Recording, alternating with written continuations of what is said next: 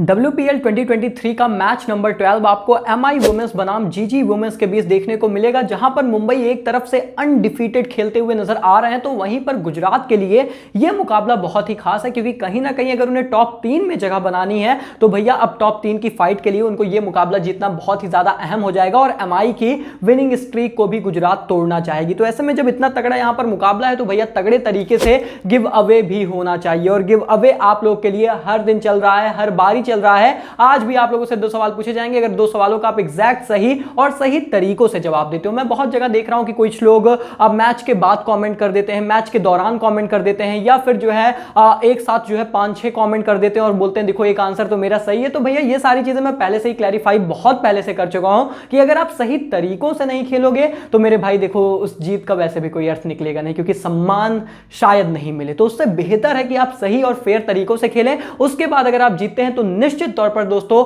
आप लोगों तक ये जीत के जो रकम है और जो ये गिव अवे का ऑफर है हमारी तरफ से वो जरूर आप लोगों तक पहुंचाया जाएगा। तो इन सभी बातों को आप लोग दोस्तों अच्छे से ध्यान रखें, और मुझे पता है आप लोग ये सारी बातें समझते भी हैं, और इस मैच को लेकर ताबड़तोड़ फैंटेसी टीम में आप लोग को देने वाला हूं। और मैं ज्यादा समय आज आपका लूंगा नहीं इस वीडियो में, क्योंकि आप पिच एंड ऑल तो आप लोग ऑलरेडी जानते हैं। जो सबसे महत्वपूर्ण पहलू हैं उन पर हम सीधा चलेंगे, लेकिन एक महत्वपूर्ण पहलू और है कि भैया टेलीग्राम चैनल पर आपका फॉलो करना हमें कंपलसरी है। जी हां, क्योंकि आप नियम भी समझ लीजिए, अगर आप गिव अवे में भी पार्टिसिपेट कर रहे हैं फिर भी आपको हमें सब्सक्राइब करना, टेलीग्राम पर ज्वाइन करना कंपलसरी है, तभी आपके सही सवाल का भी कोई महत्व निकलेगा। तो ऐसे में दोस्तों चलिए शुरुआत करते हैं, बात करते हैं यहां पर सबसे पहले पिच रिपोर्ट के बारे में। तो भैया ब्रैबर्न के मैदान में यह मुकाबला खेला जाएगा। मैं आपका ज्यादा समय नहीं लूंगा, क्योंकि आप भी जानते हैं कि ब्रैबर्न की पिच किस तरीके से है। बहुत ही बैटिंग फ्रेंडली पिच है, एकदम फ्लैट सरफेस है, गेंदबाजों के लिए कोई मदद नहीं है, खासकर पेसर्स के लिए कोई खास ज्यादा मदद होती नहीं है। अच्छी खासी कुटाई पिटाई यहां पर होती है।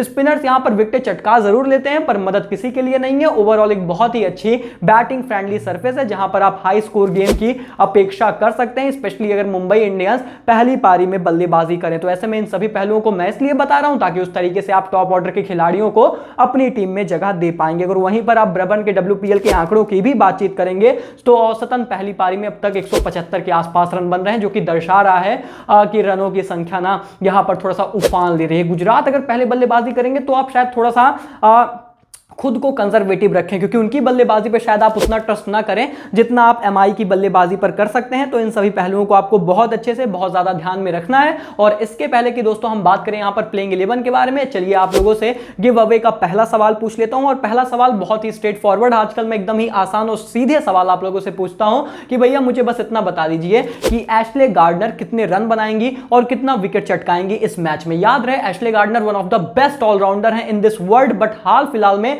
गुजरात के लिए उस स्तर पर परफॉर्मेंस दे पाई नहीं है। तो क्या इस महत्वपूर्ण मुकाबले में वो डिलीवर करेंगी, कितने रन बनाएंगी, कितने विकेट चटकाएंगी? कमेंट सेक्शन में आपको लिखकर बताना है। पहले सवाल आपके सामने ये रहा, लेकिन इंतजार करिए, दूसरे सवाल का भी इंतजार करिए और दोनों का जवाब आप साथ में दीजिएगा। तो ऐसे में बात करते हैं दोस्तों प्लेइंग 11 के बारे में। अब गुजरात जायंट्स वुमेन की प्लेइंग 11 किस तरीके से होगी? आपको पता है कि मेघना यहां पर ओपन कर रही है, मैं वॉलवार्ट को भी एक्सपेक्ट कर रहा हूं कि वो ओपन करती हुई नजर आए, वो टीम में अपनी जगह बनाएंगी। Then Harleen, Annabel Sutherland and Ashleigh Gardner, Sushma आपको एज इट इज नजर आ सकती हैं। तो कुछ इस तरीके की टीम यहां पर हो सकती है। किम गार्थ को भी मैं आज खेलते हुए इस पिच पर देख रहा हूं। और उसके बाद दोस्तों हम बात करें यहां पर मुंबई इंडियंस टीम की प्लेइंग 11 के बारे में। तो भैया जीत कर आ रहे हैं, लगातार जीत रहे हैं, तो कुछ यहां पर बदलाव नहीं होगा, परेशान होने की जरूरत नहीं है। As it is same playing 11 के साथ ये टीम मैदान पर उतरेगी। और ऐसे में फिर हम बात कर ले यहां पर टॉप पिक्स के बारे में। तो दोस्तों आज के मुकाबले के जो सबसे महत्वपूर्ण पहलू है, अब इसको ध्यान से सुनिएगा, बिल्कुल आपको वीडियो आगे पीछे नहीं करना है, ध्यान से समझना है। अब जो यहां पर दोस्तों मेरी सबसे पहली टॉप पिक है इस मैच को लेकर, वो है हेली मैथ्यूज। देखिए क्यों हेली मैथ्यूज, पिछला मैच उनका उतना बेहतर गया नहीं था, एक विकेट चटकाई थी और बल्ले से भी अच्छा संपर्क उनका हो नहीं रहा था। पर फिर से आप पहलू समझने का प्रयास करिए। पहली बात तो गुजरात जायंट्स की जो गेंदबाजी है, ईमानदारी से मैं उतना ट्रस्ट करता नहीं, उतनी अच्छी गेंदबाजी है नहीं उनकी। और ऐसे में हेली मैथ्यूज पावर प्ले का बेहतर नहीं भरपूर फायदा उठाएंगी। ब्रैबर्न का मैदान है तो वहां पर उनके रन बनाने के आसार हमेशा ज्यादा रहते हैं, अच्छी लय में है। एंड देन मुझे लगता है कि थोड़ा सा विकेट टेकिंग अपॉर्चुनिटी भी इनके लिए क्रिएट होगी, क्योंकि मिडिल ओवर्स के फेज में अगर ये गेंदबाजी करती हैं तो जो सामने वाली टीम है फिर से उनकी बल्लेबाजी पर भी उतने इनफॉर्म खिलाड़ी मुझे नहीं नजर आते। और इन सभी पहलुओं को ध्यान में रख के मुझे लगता है हेली मैथ्यूज इस मैच के लिए बहुत ही इंपॉर्टेंट पैकेज है। अभी तक हमने शायद उन्हें अपने एक भी मैच में कप्तान नहीं बनाया, क्या इस मैच में मैं उन्हें कप्तान बनाए रखूंगा? चलिए आपको बताता हूं, सब कुछ आप लोग को बताता हूं, लेकिन उसके बाद आज जो मेरी दूसरी टॉपिक है दोस्तों वो है नैट स्कीवरब्रंट। पिछले मैच में भी हमारी वाइस कप्तान थी, बहुत ही अच्छी बल्लेबाजी की थी, हरमनप्रीत कौर के साथ मुकाबला उन्होंने फिनिश किया था, तो उन्होंने तो अपना काम भरपूर किया था, लेकिन ओवरऑल टीम ने हमारे उतना अच्छा परफॉर्म नहीं किया। और ये मैं खुलकर बोलता हूं, अगर हम नहीं परफॉर्म करते हैं तो हम ऐसे नहीं है कि भैया जबरदस्ती झूठ बोलेंगे, हम खुलकर सामने आएंगे कि हां भाई अगर आपको 8 मैचेस लगातार जिताए थे, 9 मैचेस लगातार जिताए थे, तो एक मैच हमारा भी खराब गया था और मैं ये चीज एक्सेप्ट करता हूं। तो खैर इस मैच में नैट स्कीवर को एक बार फिर से मैं बैक कर रहा हूं कि अच्छा करती हुई नजर आएंगे, क्योंकि आप चाहे उनका बल्लेबाजी का हाल फिलहाल का आंकड़ा देखिए, चाहे गेंदबाजी का देखिए, अच्छा कर रही है, एक बहुत अच्छी ऑलराउंड पैकेज है और बैटिंग की अपॉर्चुनिटी भी उन्हें मिल रही है। ये सबसे बड़ा एडवांटेज है, क्योंकि एमआई की बैटिंग लाइनअप इतनी मजबूत है ना कि वो नंबर 4 नंबर 5 के बल्लेबाज तो स्पेशली जो है वो उतनी बल्लेबाजी कर ही नहीं पा रहे हैं। तो ये चीजें भी आपको ध्यान में रखना पड़ेगा, बट आई थिंक इनको मौका मिल रहा है and she is also delivering. पिछला मैच आप लोगों ने देखा ही है, तो कोई यहां पर लॉजिक बनता नहीं इन्हें ड्रॉप करने का। लेकिन एक फैक्ट याद रखिएगा, ध्यान से सुनिएगा जब मैं नंबर 3 की टॉपिक पर आता हूं। जी हां दोस्तों, मेरी नंबर 3 टॉपिक है एमेलिया कर with this very crystal clear condition कि अगर दोस्तों Mumbai Indians team second inning में गेंदबाजी करती है तो मैं एमेलिया कर को अपना वाइस कप्तान बना दूंगा। जी हां, अभी वैसे मेरी जो प्रायोरिटी है वो नैट स्कीवरब्रंट है, पर ये मैं एमेलिया कर की तरफ शिफ्ट हो सकता हूं, उन्हें अपना वाइस कप्तान बना सकता हूं। तो टर्म एंड कंडीशन बहुत क्लियर अप्लाई है, याद रखिएगा, इन सभी पहलुओं को ध्यान में रखिएगा। और उसके बाद मेरी चौथी टॉपिक है ऑब्वियसली एमआई टीम की कप्तान हरमनप्रीत कौर, और उसका बहुत ही क्लियर रीजन आप लोग को नजर आता है, जिस तरीके की वो लैम है। सिर्फ एकमात्र कंसर्न जो मेरे साथ है, ये चौथी टॉपिक में ना एक्चुअली मैं 2 विकल्प रखूंगा यहां पर ना, आप ये कह लो कि शायद डिफरेंशियल पिक, डिफरेंशियल इसलिए क्योंकि एशली गार्डनर की परफॉर्मेंस तो आई नहीं, तो काफी लोग उतना ट्रस्ट करेंगे नहीं हाल फिलहाल में,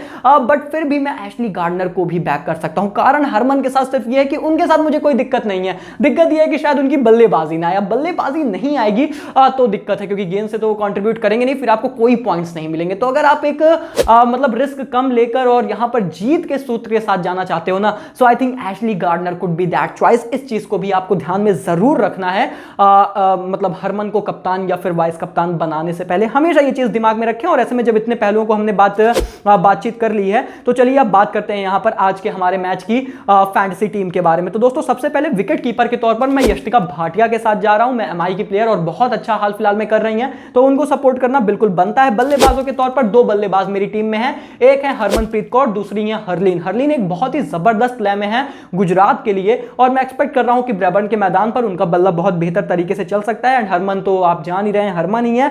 एंड उसके बाद दोस्तों ऑलराउंडर्स के तौर पर 5 ऑलराउंडर्स अभी मेरी टीम में हैं और वो रहेंगे भी, मुझे लगता है मैं सभी के साथ रहूंगा अंत तक। और वो हैं Hayley Matthews, Nat Sciver, Amelia Kerr, Ashleigh Gardner and Kim Garth. हो सकता है मैं किम गार्थ को ड्रॉप कर दूं with the conditions and all, but उसके अलावा मुझे नहीं लगता कोई खास ज्यादा बदलाव करूंगा। लेकिन गेंदबाजों में 3 गेंदबाजों के साथ जाना कंपलसरी है, जो है जी वेरहाम, इयान वोंग और साथ ही साथ इशाक। मतलब इशाक के साथ तो थोड़ा सा वो मुंबई के फैंस को इश्क जैसा कुछ हो रखा है, जिस तरीके से वो परफॉर्मेंस करके दे रही है। वाइस कैप्टनसी का एक अच्छा विकल्प भी हो सकती है, तो यहां पर भी मैं भाग सकता हूं। लेकिन अभी के लिए दोस्तों जो मेरी कप्तान है वो है हेली मैथ्यूज और मेरी वाइस कप्तान है नैट स्कीवर। अब एमेलिया कर भी मेरी वाइस कप्तान हो सकती हैं और सोफिया इशक भी हो सकती हैं, और यहां पर इशक भी हो सकती हैं। इट ऑल डिपेंड्स अपॉन कि भाई मतलब कंडीशंस किस तरीके से रहेंगी, टॉस के बाद कौन कहां पर गेंदबाजी करेगा, कैसे करेगा, किस फेजेस में करेगा, पिच कैसी है, उन सभी पहलुओं पर यहां पर मैं कॉल लेने वाला हूं। तो ऐसे में दोस्तों ये रही हमारी आज की ये फैंटेसी टीम, हमारी बेस टीम। अब जो बदलाव होगा टेलीग्राम चैनल पर होगा, जिसका लिंक आपको डिस्क्रिप्शन कमेंट बॉक्स में पिन मिलेगा।